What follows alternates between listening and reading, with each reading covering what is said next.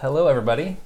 So this is Drew coming at you again, and we're here with Claira with Holistic Contentment. Hi. And we're doing an interview series to kind of help other projects that are budding in Missoula just be more known and get out there. And we want to support a shared vision. And we see a lot of really heart-centered projects getting off the ground, and we just want to make sure we're supporting that.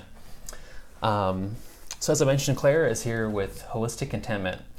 And so, Claira, would you just tell us what exactly you guys are up to, and who are you? Yeah, so we are a personal assistant, personal care assistant, homemaker and life enrichment company. We work with adults of all ages and all abilities. We'll also work with children, but that's pretty limited. That's like if parents can't get the time to take off from work and they need a kid to go to an appointment, we're willing to do appointment support so the parents can do that. We have an accessibility scale, so it's a sliding fee and it ranges from $15 to $23 an hour. And we just want to be really accessible to the community. And then we have some free community outreach programs that we're currently developing. Excellent. So, yeah. Yeah, so you guys are very focused on building community and helping people get services that empower their lives. Yes. And people who don't normally have access to those. Yeah, and well, one thing that I've been thinking on a lot lately is that what makes somebody's life the best life it can be differs from person to person. And so for some people, they can't do very much or don't feel able to do very much. And so cleaning their house makes their life a lot better because they're homebound. And so great. If that's what empowers somebody to feel happy, let's do it. Awesome. I want to clean your house. For other people who feel that they've got that completely down, some people just need help with sorting out self-care or finding jobs or all sorts of things. And so we're really trying to fill gaps in society the best that we can. And yeah. Excellent. And so what are some of the services that you guys actually offer? So we offer, for people that are more on the abled spectrum, we offer services that range from, we can do anything from help with research to housekeeping, personal cook work, and errand running. And then for people that are not fully able and need heightened accessibility, we have services that range those things, but we also do medication reminders, currently not administration, but appointment support. We help out with, if needed for elders, we'll help out with the whole gamut of elder care that we can legally cover. Currently, we have the ability to accept Medicaid for homemaker and homemaker chore services, but not CFC hours. And so we can clean and cook for people on Medicaid, but that's what we've got there. Very cool. Yeah. And then those are our paid services. But in terms of our community outreach that we're building, we have 3 programs that are in the works. We have the Self-Care Scouts, which is a group meeting once every other week at Base, which is 715 West Alder. No, 725 West Alder. Sorry. And that's in suite number 4. And so that's from 5:15 to 6:30, and it's a dialogue and training group. As Marie Forleo says, and I will quote, "I want to be a guide on the side, not a..." I lost the word. That's okay. But because we're all learning. We're all growing, and really my journey into deep self-care through routine and breath work and a lot of different varieties has really just started in the last year or so. And so I don't want to come off as though I know inherently a lot more than anybody. I just want to be helping as a conduit for diving into topics and then helping with guiding breath work and just dialogue. And so that's a bit of what we've got going on there. It's a bit group-led in terms of what topics we cover. And then we've got our homelessness outreach program that's being developed. We are currently in meetings with the At-Risk Housing Coalition and some of the other people in the community to figure out how we can best serve people. So that is something that is being deliberated upon. And then we've got our empowerment art group that's meeting once a month, that's mostly reused and recycled materials that tie into just how to empower all of the people that are there. And some of that'll be donated to people that need it, if they're like blankets and things like that made. But yeah. And those are all happening at the Warehouse Mall there at the base? Thank you for asking that. Yes. No. The Self-Care Scouts is, but then the Empowerment Art Group is happening in the 3rd floor of the street off of Main and Higgins. And so it's in the Family Center, which is Ann Harris's office space. I don't have the address. Yeah, we'll make sure to get a full description and Cool. Links to your webpage and Wonderful. where people can find out this information. Wonderful. Yeah. And then the homelessness outreach is currently just really being developed, and we're sorting that out. Zach, who you cannot see, is the one that's really taking the reins on that one, and I'm just working to support that however I can and find revenue and funding to help out with all of that. So very cool. Yeah. And so what are the values behind Holistic Contentment? Yeah, so off the top of my head, we have accessibility. So we offer the sliding fee scale because I don't feel like you need to be rich to ask for help.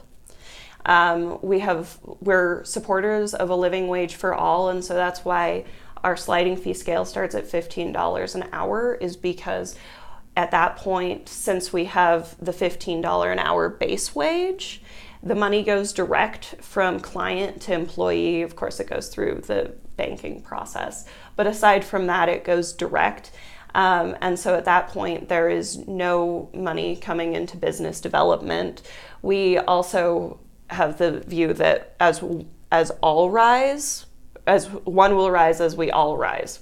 And so the management will never make more than 10% above the current base wage, because we feel that if I personally, as the founder, could be making, 30 or 40 grand as opposed to $1 million, and then everybody else could be making around the same amount, we would rather that be the case, because then people can live and they can go for their goals outside of work and feel valued and recognize that they're helping to empower others while hopefully feeling empowered themselves because they're not struggling. At least that is the goal. That's excellent. That's one of the things that we are also striving with Back to the Mother. Nice. That's why we're all worker owned. Okay. I'm wanting to find out more about how people do that. Yeah. So this alternative business model of how we change the structure of kind of how things have been for so long in business, where one person is making a lot of money at the top of the pyramid. Right. Yeah, we're retelling that story in a new way, and I'm really excited that you guys are doing that. Thank you. Yeah. We're excited too. In the long run, another one of our values is engaging in a lot of community growth and support. So we really want to, as we have the ability, have a grant and scholarship program for other local people-based businesses and for individuals that would like heightened access to artistic and educational endeavors that they wouldn't have otherwise due to socioeconomic difficulties. So those are our values off the top of my head. Very cool. And so what's another way that you guys plan on building revenue? Yeah, so we're working on a merchandise line right now, which is a little bit intimidating but very exciting. So we went to the Zootown Arts Community Center, and took a series of screen printing classes.